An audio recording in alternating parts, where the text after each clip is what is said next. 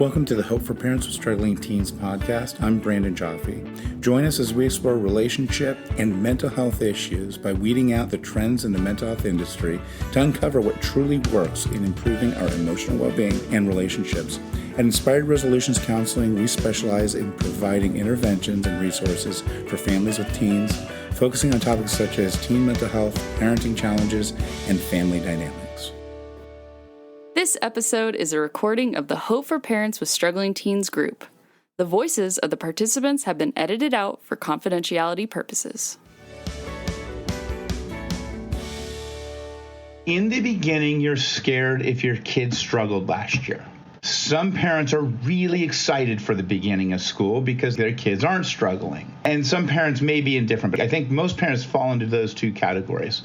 There's like this hopefulness for some kids, for some parents, where you're going to do new routines and you're going to, start over. And then, the first 2 weeks, most kids have A's, or they maybe turn in the first couple of things, or they took a quiz and things go really well. And it's literally right after 2 weeks that things start going downhill. And so the posture that I want parents to take is, I have no clue what's coming my way. I'm going to focus on what I control. You do not control your child's behavior in school, whether or not they turn in homework.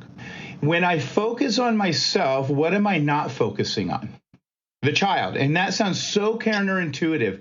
But here's the thing. You got your child to school. Your child now, especially at 13, has to do the work. It's on them. It isn't on you.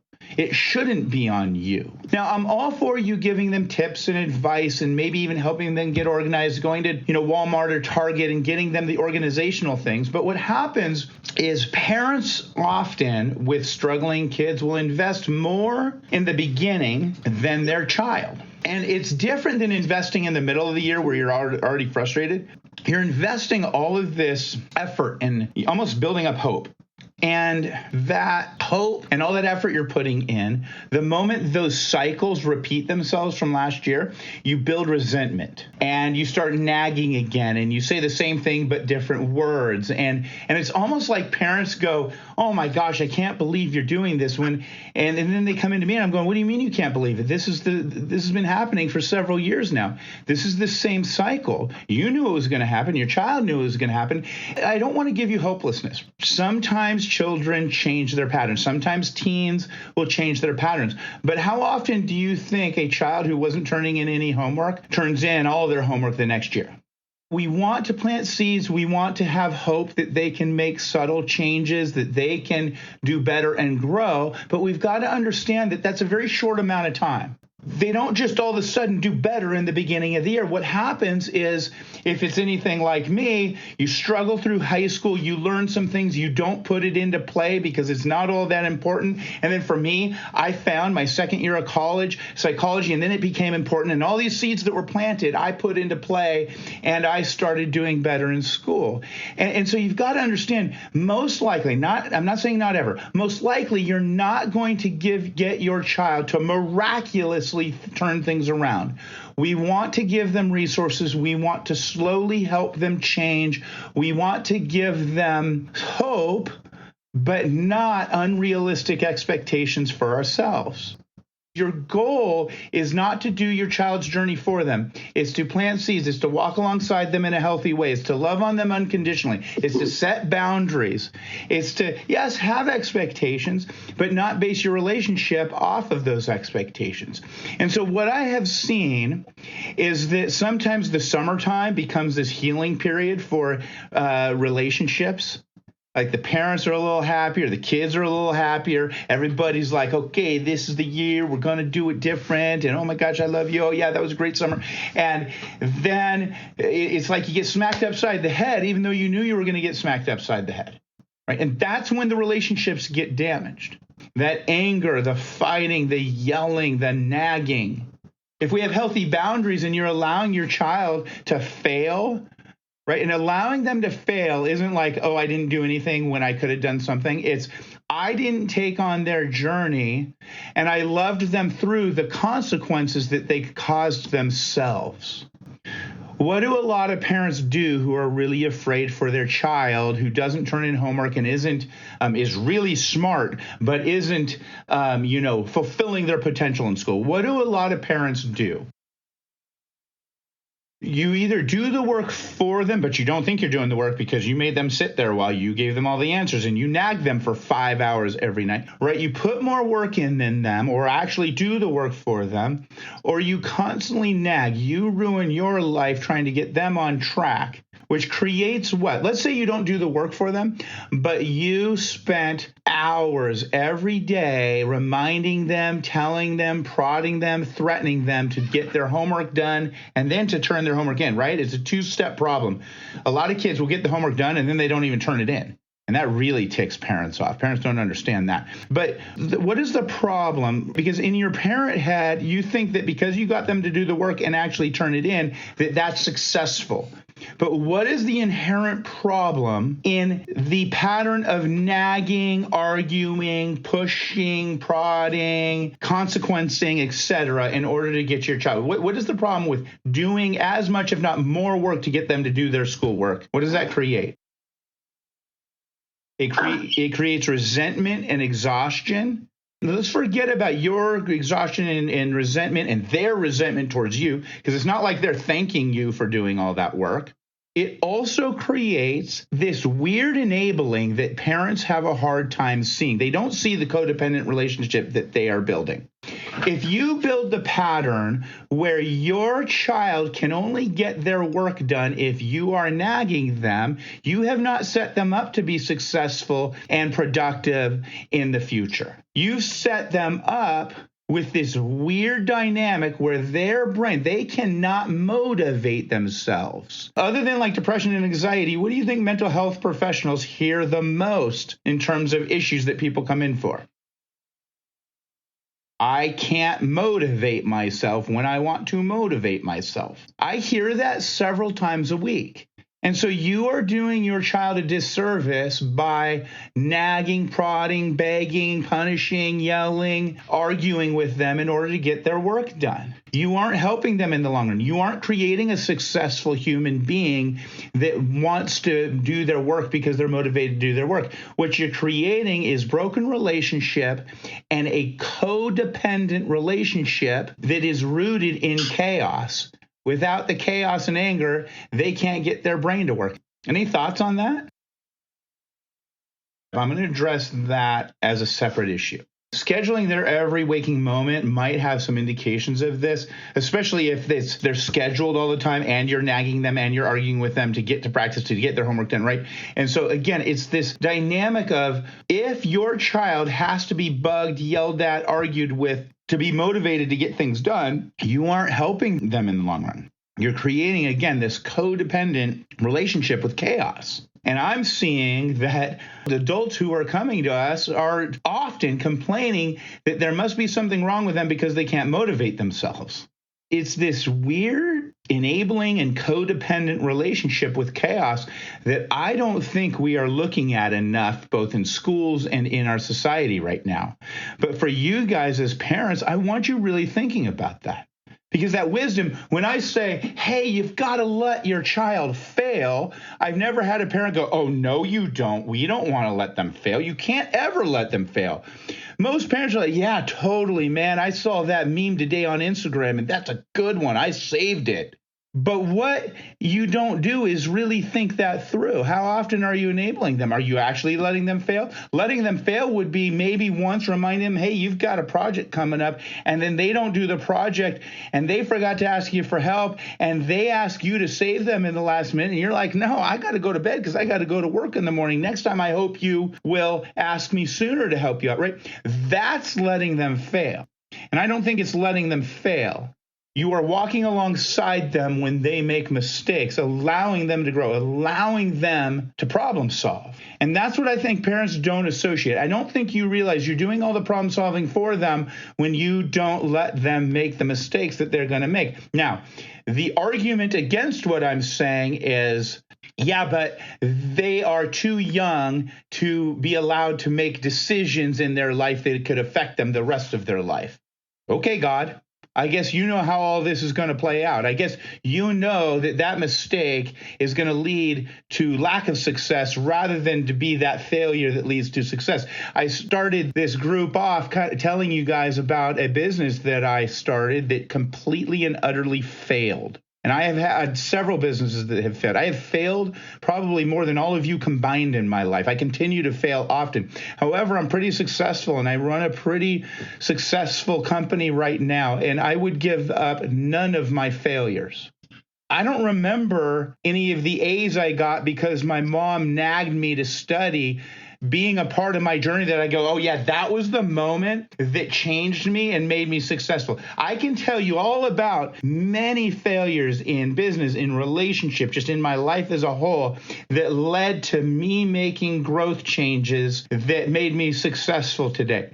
And so as a parent, what I want you to really think about is, okay, what resources am I going to give? What reminders? I'm not saying don't ever remind your children. What I'm saying is don't let it cross that line into nagging, arguing, and damaging the relationship. Don't let it cross that line into enabling and codependency. Anybody struggling with that right now?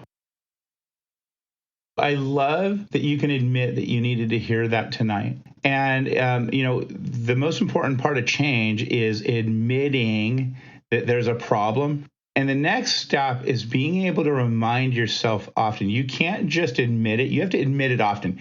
As you admit that you're about to go into this school year repeating the patterns that I'm talking about, your next step should be to write down a reminder for yourself so that every day for the next couple of months, you remember that you're going to walk alongside your child. You are not going to nag. You are not going to fall into those unhealthy patterns where you enable or become resentful. And that change will be profound. I guarantee it. It's going to help your life. It's going to help the relationship with your child. It's going to make it more likely that you influence them in the long run. But again, it is so hard for parents to admit that and then follow through with that because you've convinced yourself that your job is to prevent them from failing.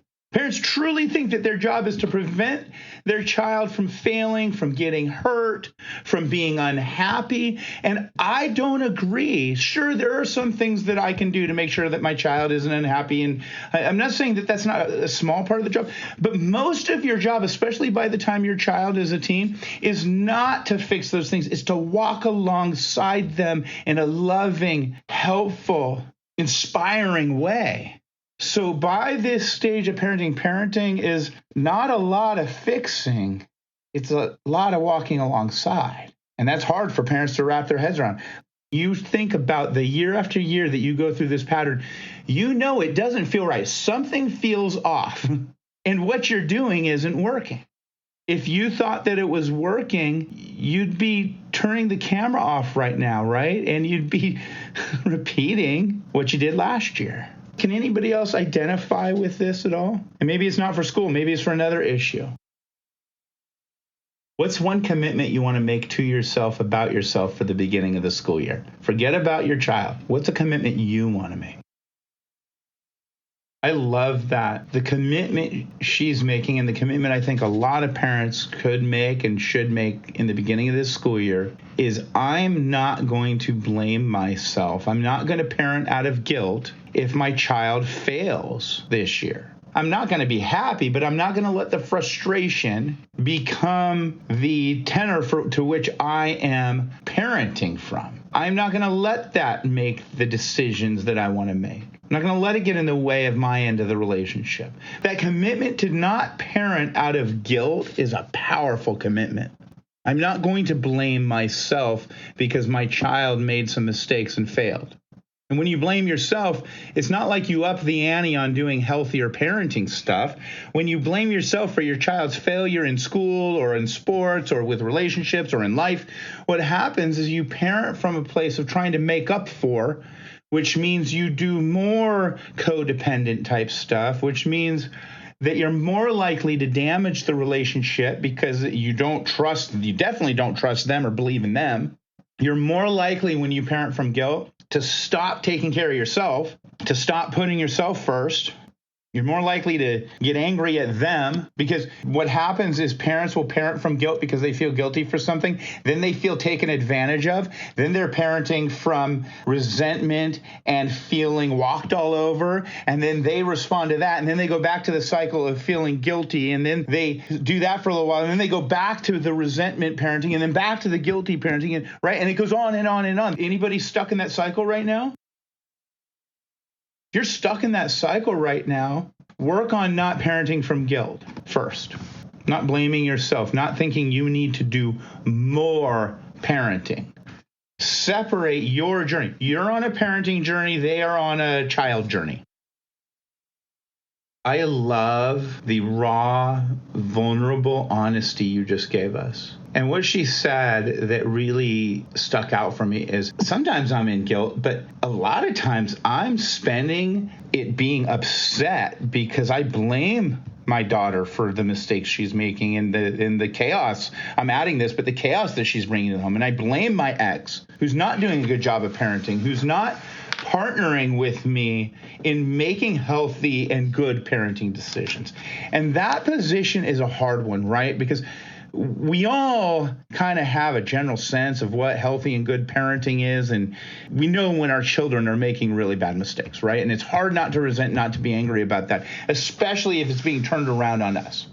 And I won't ask you to put up your hand, but I know in this group right now, there are a handful of you who you did the right thing and you're angry. You're angry because doing the right thing didn't help your relationship. It didn't help your child make good decisions. And the other adult in the equation isn't suffering from making bad decisions. In fact, they're getting more praise. You are struggling because however much right decisions that you made, you are now suffering the consequences. And you can't help your child for their future, and you feel like you don't have any influence. You know, the head's going, yeah.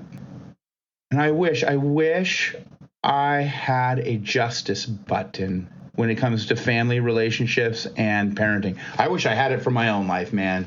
Oh, if I could find a way to get justice in relationship, in life. You know, I want justice, but first, for you to be okay, for me to be okay in my life, we have to let go of wanting, needing, looking for, waiting for justice. It kind of reminds me of things that parents like to tell their kids when it comes to bullying situations, right? My favorite rom-coms are the ones where the geeky guy becomes the guy that gets the girl and the successful one, and everything turns out good for the guy that was getting bullied. But that's not how it works.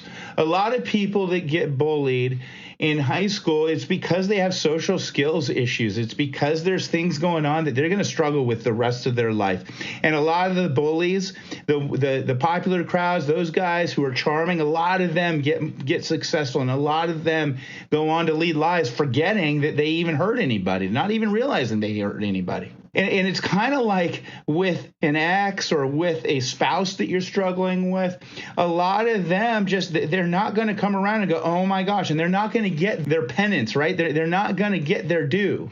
And your kids, when you have a bad relationship with them and all you're trying to do is parent them in a normal way and they're resisting you and there's chaos in the home, a lot of them aren't going to wake up at 30 and go, oh my gosh, that parent I have a terrible relationship with, never mind. I really like that parent because that parent was just operating from love. No, there's damage that needs to be done. And I'm not even saying it's your fault, right? Again, there's no justice. But as the parent, remember, when it comes to the child, your child's brain is not complete. Yours is. You should have far more control over your emotions, your behaviors when you have emotions. You should have far more ability to look into the future, to take a step back and see the whole picture than your child. That's why there's going to be no justice. The justice comes in the fact that you remember this is a legacy relationship and you're going to model healthy behavior regardless of how they reject you and hurt you. Now, when it comes to your partner that you're struggling with or an ex-spouse that you're struggling with in parenting, I don't know. You might not click with your child and they may click with your child. A lot of times when I dig into it, what happens is even though maybe there's a parent doing some poor parenting and not holding boundaries and not punishing when they should punish, et cetera, et cetera, et cetera, and there's a parent who's trying to do all the right things. But a lot of times that's not really the issue. The issue is the social clicking. It's how they get along. A lot of times there's a parent, if they did choose to parent, they would still click more with the child. And so that's why we want to rely on the 90-10 rule. If you struggle to click with your child and you struggle to click with other people, you now have something that you control and can work on in yourself. You have a problem to focus on now. It's going to be far more likely to result in you influencing and having a relationship with your child in the long run than you continuing to bang over their head, hey, I'm just trying to parent, I'm just trying to parent, I'm just trying to parent, right? So many parents stuck in that situation where they're deemed as the bad parent and the parent not doing the parent is deemed as the good parent. So many parents try to explain that to their children over and over and over again, instead of asking themselves, okay, I'm frustrated. I don't like what's going on. What do I have control over? What can I focus on in taking accountability on my end? Who do I want to be and how do I want to act consistently? What do I want to model? How can I practice self-care and balancing out my 6 pillars so that overall I'm an attractive person to be around? Any thoughts on that? Anybody willing to be real vulnerable and share? I love that you're saying that. The idea of making amends sometimes takes a long time. And sometimes you have to make amends when the other person was actually more hurtful. Sometimes, and I happen to know that you are a great parent, and as many mistakes as you may have made, you weren't a monster by any means. You did really right by your kids. Sometimes your kids are going to make really horrible, horrible decisions when it comes to relationship. And sometimes some of your kids, regardless of what you do, we're going to be mean and we're going to seek out instant gratification. And so I think sometimes it's hard because I would never encourage a parent to feed into the instant gratification in order to be the liked parent. And sometimes there's both maybe addiction or just a strong sense of I want what I want when I want it. When somebody's being enabled or when somebody just has either a personality disorder or just a personality that isn't good, sometimes that's hard to navigate and the parent doesn't have control over that. Right now, I'm not saying that's you or to not have hope, but what you can do is simply be the parent that you want to be consistently through thick and thin forever. It might take years. I've had several stories of people who have been in this group where years went by, the child ignoring completely or basically ignoring, and then that turning around during seasons of that child's life. We don't know what all their seasons are going to look like. I've been doing addiction work for all of my career, which is many, many, many, many years. And I can't tell you how many addicts who become sober and then get into recovery finally go and make amends to their parents who were really awesome people who they cut out of their life for many years.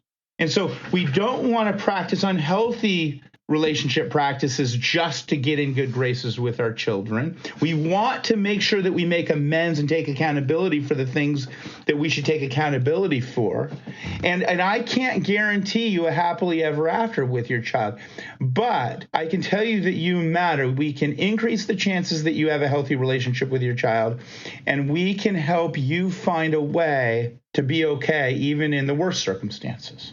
Actually, I'm going to change it from okay. We can help you find a way to be happy even in the most tragic circumstances regarding your child. And I know that for some parents, you're like, no, that's impossible. And it's not. And it can't be impossible. Your happiness cannot be fully dependent on your child. Your identity cannot be all about your child. I was talking to, this wasn't even for the job. I was talking to a parent recently, a mom in my community who, her entire identity is the school, the kids, the teams, the boards, all of that. I was saying, are you excited for school? And she said, yeah, summer is horrible. And what had happened over summer is this particular parent doesn't have that role for whatever summer activities were going on where she was at the forefront. And so her entire identity got put on hold for the summer. Again, this wasn't in a professional sense, so I thought things, but I didn't say them.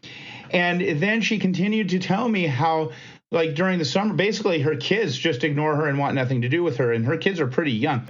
And so she's getting this taste of no identity unless she's wrapped up in her children. Now, I know that that's like a poor comparison to somebody whose child won't talk to them right now, and you try to do right by your child. But my point is, when you have these seasons, whether it's for a summer or a few years, that your child is absent from your life or not a major part of your life, try to remember that it may be one of the most important relationships in your life, but your children aren't even an entire pillar.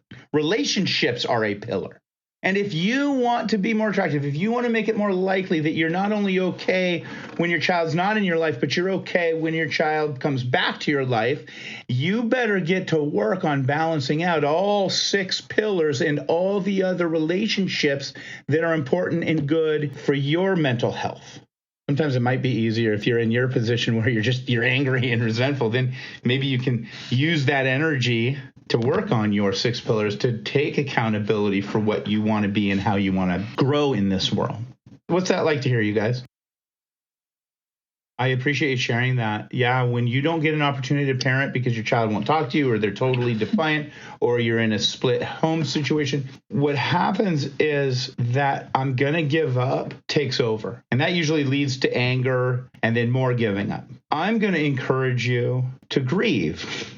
I don't think that people talk about this part of parenting enough. When you sign up, so to speak, to be a parent, you are signing up for perpetual grief. And here's what I mean by that. Every season is a grieving moment. Oh, man. My daughter just went into kindergarten, and preschool was awesome. My daughter and I have a great relationship, and I took her to kindergarten today, to her class today. She didn't have school, but it was the orientation to her class, and we had to get all the supplies, and she puts them in her cubby, and she sets up her class, and we meet the teacher and all this stuff, right? And she comes up to me and wants to do everything. She wants my help for everything usually. And so she had to do this little scavenger hunt. And so I went to go kind of help her. And she looked at me and said, "Dada, this isn't for you. Dada, this isn't for you. I can do it on my own." And I'm going, what was that? And then I realized there were the kids in the class. The teacher was watching her, right? She's 5 years old, and she's already becoming more independent than I want her to be. And that push away from me, I mean, there was like a pulling away from me. I need to grieve that because, man, this girl seeks me out for everything, right? And there's been a lot of other moments that I've got to grieve, right? I'm trying to take advantage of everything I can because I know. I even said the other day, where did you get that teenage sass? Why would you talk to me that way? And she gave me a look like, what am I talking about? But you see, I'm watching before my very eyes. She is changing. I have to let go of a season. And for some of you guys, you're going, yeah, just wait, Brandon. I know that. I know what's coming.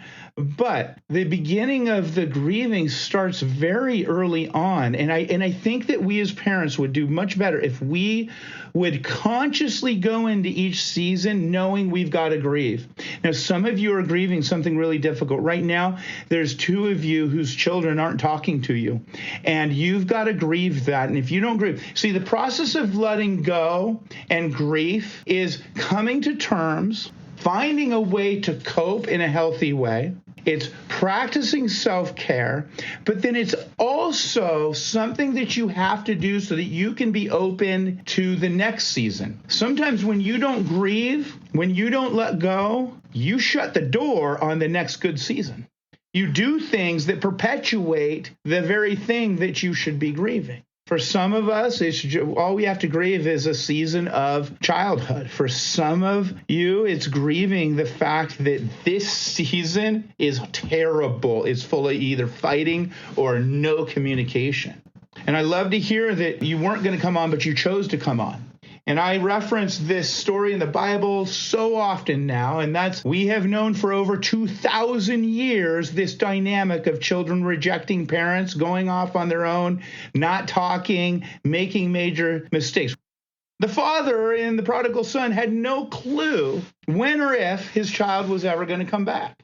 We know this dynamic in parenting. And I think what happens for a lot of parents is you double down, you become resentful, and you don't grieve, let go, and open yourself up, better yourself during this season, focus on yourself, and open yourself up to that season where they would have come home. I have hope for all of you. I have hope that things are going to turn around, that your children are going to seek you out again someday because you're here. You're doing the work on yourself. Your child hates you right now. That's okay. I have hope and I have prayers for you. I believe that when you look inward, you figure out where you can make amends, even if you shouldn't be the one making amends. If you figure out balancing out your 6 pillars, if you grow other relationships that are healthy and right in your life, that your child is more likely to come back home. Now, there's a piece of the prodigal son that I don't think I've ever mentioned before. This father had resources enough to throw a pretty major homecoming party. And he had things pretty dialed in, right? Pretty good piece of land. So when I think about that, I imagine, I don't know for sure, but I imagine that home, that dad probably had friends, probably had other family that he was saying, right? He had land that he was cultivating, animals that he was raising. It's not like he didn't have a full life. He wasn't some father that was just waiting on the stoop for his child to come back. I have a feeling all his 6 pillars were in alignment. And again, if your child is just really difficult and wants nothing to do with you and you guys are in the same home, or if your child has rejected you and refuses to talk to you right now, I believe that this is a season for you to find hope by balancing out your 6 pillars, by working on yourself, by making amends, by building relationships, by building skills, by practicing self-care, getting fit, doing all that stuff that makes you a more attractive person to come back to. Any thoughts on that, you guys? You know, I had a dad that I was working with a long time ago whose son was an addict. It was that type of situation, going to lunch, giving money, the marriage struggled, right? So this happens all the time. I get tons of cases like this. The chasing the addict son, the son who's making, or daughter, making all the mistakes. What happens often, and what happened with this father, is the son ended up kind of turning his life around and went in and out of rehab, yada, yada, yada. And this father really was the main, I guess I'm going to stand by you, right? But chase. When the son kind of turned his life back around, he rejected the father.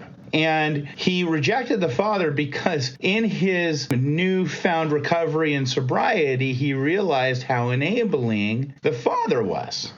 So he really kind of rejected the father, sought out the mother, and this couple was together still. And it was interesting because the father had to go through grief. How did I go so wrong? You know, I am the one who went to lunch. I'm the one who went and got all the sobriety houses. I'm the one who gave the money and did all the stuff. And then he got completely rejected. And I felt so bad for this father. He's a good man. Rejected for a long time. And I didn't see him for a while. And then he came back and he said, yeah, I still don't have a relationship. And then within the time period that I saw him again, what had happened was he finally started working on his marriage, working on his life, getting friends, golfing, retirement, doing all this stuff that was healthy and right and good, and working on his spirituality, working on fitness, all the 6 pillars. And he grieved and let go of the fact that he lost his son. At first, it was only him and the son. In the addiction, the son and the dad were the only ones talking, and the mom refused to talk to the son. And then in sobriety and recovery, the son only would talk to the mom, and dad had to find out about son through mom. Now, what happened was the son found a wife, got pregnant. And what happened was that was the point where the son and the wife sought both of them out. And it's kind of like the happily ever after many, many, many years and a lot of crying and a lot of having to grieve and let go. And so what happened was the father told me, I don't think that if I hadn't had that period of being rejected and working on myself, I don't think my son ever would have come back to me. I think if I would have kept seeking out, bugging, insisting on enabling my son, I don't think that I would be able to be the grandfather that I am today. What had happened with this father is he had to give up completely. It was interesting because mom gave up and grieved when the son was stuck in the addiction. Dad had to give up and grieve when the son was in recovery. And then when the new family was built, they both had a role and had a major place in this son's life. And this happened over the course of many years, right? We're talking beginning to middle of my career.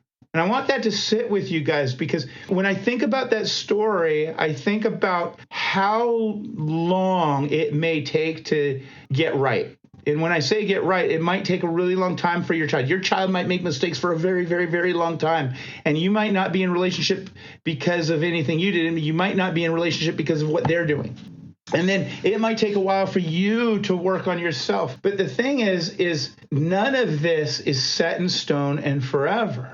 And especially when our children are teens, we act like we got to get them now. We got to fix things now. Instead of, oh, this is a journey. It's going to take place over many, many years. Does that help anybody? So your struggling daughter, struggling right now during this season. She doesn't like you right now during this season. You don't like her right now during this season. And it probably feels like that's set in stone and forever, huh? Is there anything that's kind of like a neon light for you in terms of a direction for you to go for focus? And I want everybody thinking about this. Okay, whether you're working on overcoming depression, or you're working on your parenting, or you're working on anxiety, we like the big steps. We like the big plan.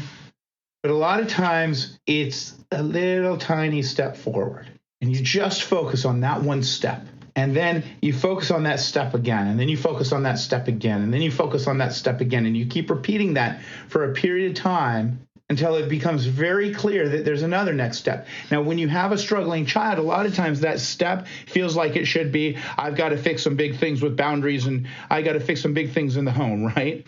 It might not be that. It might be you really need to focus on that half an hour you have in the morning of silence with your coffee, that you can sit in prayer, or that you can sit in meditation, or it might be, oh man, I really need to focus on just taking that step in eating healthy on a regular basis, because when I get focused on my kids, I don't focus on my health. It might be I need to schedule a doctor's appointment that I've been putting off because I'm too stressed out, right? And so tiny little step. And I want everybody to kind of think about that. What's my tiny little step that I can take? It might not fix the problem. In fact, I can't even see how that small, healthy step is even a major part of me fixing my issues. But usually there's like a notion that you keep having, a small step that just keeps kind of popping up for you in your mind. What's your step? So let's just think about moving your body. You notice do you see how I said we always want to make a step, many steps? She couldn't just say, I'm going to move my body. She had to say, and I'm going to eat right. Forget about the eating right. May or may not happen. Man, we all have control over moving our body. I don't know what that looks like. Now, some of you are going, yep, I'm going to get a gym membership. I'm going to get all the way into the gym, and I'm going to do 45 minutes on the elliptical or something like that, instead of just, hey, you know what? I need to move my body more this week. I don't know what that might look like. Might be doing jumping jacks, might be going for a walk. I don't know. But you see how palatable moving my body more is, right? That's totally tangible. I'm going to move my body at least 10 minutes every day. Now, here's what's wild about that. I'll show you how powerful just that little step could be. Let's say that I commit to 10 minutes of moving my body, or maybe just 5 minutes. I now have 5 to 10 minutes that I am not going to be focused on my problems with my child, where I'm distracted. I'm also affecting my physical health. If I do that, if I move for 5 to 10 minutes, guess what? I'm more likely the next week to move for 10 to 20 minutes. Oddly enough, I'm more likely to eat well. If I'm focused on moving my body every single day for 5 to 10 minutes, I'm probably going to have the notion to eat a little bit healthier just automatically. I might even talk about the fact with somebody that I'm moving my body 5 to 10 minutes, which might lead me to a conversation where I build a little bit better of a relationship with somebody that I haven't been talking to all that much. I might choose to go for a walk and run across somebody that felt good to have that conversation with. There's all these things, this potential possibilities that happen just because I chose to move my body for 5 to 10 minutes every day. It's mind-blowing what happens when you take little steps and you focus on repeating those steps until you know it's time to take a next step. But we get stuck because we can't guess or know what potential might be opened up, and we have all these worries and frustrations and crises going on that we want to focus on, even though we're just spinning our wheels, not fixing any of that stuff. If you take that 5 to 10 minutes every day, just because you're taking that time, you're more likely to solve a problem that you're having in your life. Did you guys ever think there could be that much potential in just moving your body as a goal? Now, when I talk about that goal, does anybody feel a lack of hope in that goal?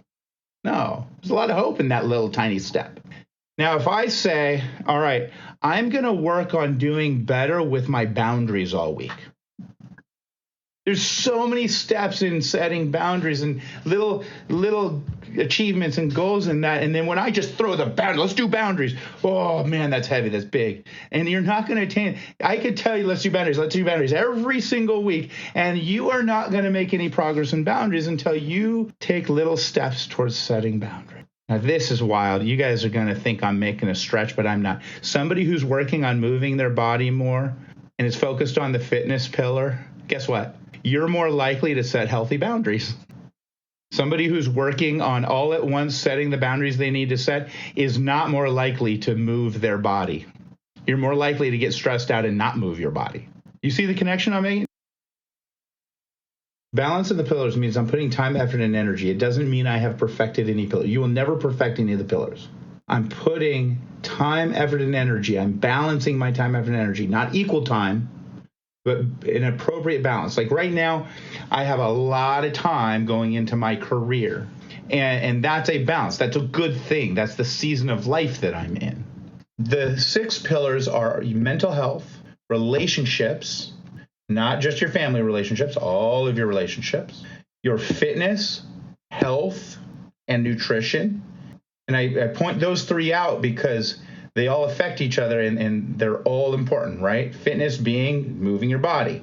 Health being go to the doctor, because you know what parents don't do is go to the doctor when they're supposed to. Nutrition. Nutrition falls apart for parents when your children are young and you buy your first box of Dino Nuggets.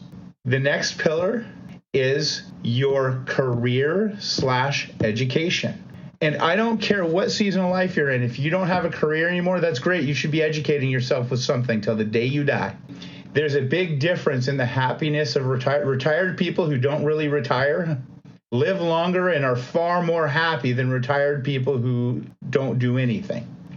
The next pillar is your spirituality. It's your connectedness to higher power. It's your morals, your values, your purpose. It's focusing on your connectedness to the world. And that focus on spirituality may look different for people, but it is an important part of balance in your life. And then the last pillar is hobbies.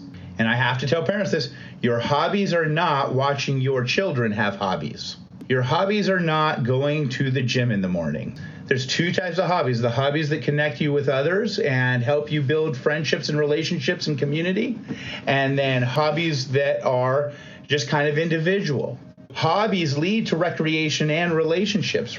The hobbies are no more or less important than relationships, are no more or less important than spirituality, et cetera, et cetera, et cetera. They all feed each other. It's not, I'm going to focus on perfecting this pillar than this pillar. I've got to get this through to you. The way that it helps your overall happiness is that you're putting time, effort, and energy in a balanced and healthy way.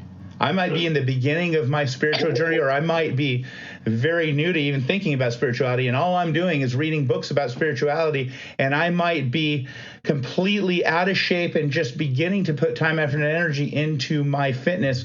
But the fact that I'm putting time, effort, and energy into all my pillars is what helps me find that contentment and happiness. A parent who puts time, effort, and energy into balancing out their 6 pillars is a far more influential parent in the long run. You have recently taken this step in terms of focusing on listening to your worship music, and I love that. That's awesome, and it's worked and it's helped. What's another small step that you can now focus on? So great, we've got the fitness pillar that you want to put some time, effort, energy in. But what is that next little step? Now remember, when I ask somebody what's the next step, it's quantifiable. It is concrete. I can wrap my head around it. It's tangible. I can do it. Do you see already she's making other indications? If she commits to moving, she might get out of the rut of coming home and doing nothing because she's exhausted. It's kind of mind-blowing because when I commit to moving, I get less exhausted, even though it seems like I should get more exhausted, right? That commitment might have indications for her relationships, because if she's more energetic and is focused on moving for 10 minutes, she might have more conversations than what she was going to have if she sat down and just succumbed to the exhaustion. And if she has more conversations, that might lead to more motivation to maybe participate in a hobby. And that might lead, right? Do you see how just little steps can totally feed? One of the reasons we often go back to those physical goals, small steps first, is because our physical well-being has more of an impact on our mental health than anything else. What you do with your body, with your time, with your arms, with your legs, has huge indications for rewiring those areas of the brain that you need to rewire for depression, anxiety, healthy relationship building, trauma, et cetera, et cetera, et cetera. And so it's not by coincidence that when I ask people, after I talk about the 6 pillars, when I ask, hey, what's the next step? Often people first choose small steps to be physical ones. Those are also the steps that we feel and know we have more control over than other steps. And we can wrap our heads around it. Who else is willing to share just kind of what's coming up for them tonight, or where they're at, or maybe a next step that they're willing to take? You know, you just said something it shared something that I think is really important. He used the word perseverating on the negative, and he said that he said something like, I want to get positive. And that's so hard to do when you're in crisis and when you're fighting at home and when you're scared for your child and when you feel like things are unjust and not fair and that you're being, unjustly accused of things, et cetera. Right? It's so hard. When things are really bad at home, it is so hard to be positive. It's so easy to perseverate, and it doesn't feel like you're perseverating because you feel like you're just trying to figure things out. That decision to be positive is one of the most annoying things that we can ever hear somebody say. Just be positive. I get it. But taking breaks from the negative perseverating is going to be really important in your life, in your journey as a parent. One of the ways that I constantly say that we influence our children is we can do all the modeling and then the boundary setting and the teaching that we want. However, if we are not happy, if we don't model happiness, if we can't find positivity, guess what? Your influence is going to be minimal, if at all. And it's so interesting because I have these periods of my life where I maybe don't perseverate on one negative thing, but I'll find myself in a negative conversation about politics, a negative conversation about how the schools need to change, a negative conversation about this. And I realize I have control over what I participate in that's negative. Here's a thought. If you're somebody that's going through crisis and needing to grieve and needing to let go, and you're struggling to balance your pillars and you need to find a small next step, if you are just not happy right now because of your home life and the parenting journey, you might want to consider that that's enough negativity for your life and your season right now. And you might have to make a poignant effort to not participate in certain conversations, to not add to that negativity. You might have to make a poignant effort to involve yourself in conversations that are more positive, to do happier things and play happier music, watch happier movies. I know that's seems so silly and simple, but I really believe we can only take so much negativity in our lives. And if you're filling up your negativity quotient with the parenting journey, you should probably think about what you involve yourself in outside of that parenting, outside of the negative parenting. Does that make sense? I don't know what that might look like for you guys, but I hope that tonight inspired a few of you. I hope that it helped. I hope that at least a handful of you are thinking about small next steps to take. I hope that you don't feel alone in the struggles that you're having. All right, you guys. Well, I will see you next week, and I appreciate you. The Hope for Parents with Struggling Teens podcast is an Inspired Resolutions production. Hosted by Brandon Jaffe. Edited and mixed by Natalie Atkinson. Music by Natalie and Sean Atkinson. Inspired Resolutions Counseling is based in Yorba Linda, California. Whether you're interested in joining our group, seeking therapy services, or exploring more of our resources, you can find us on our website, Instagram, Facebook, or YouTube at Inspired Resolutions Counseling.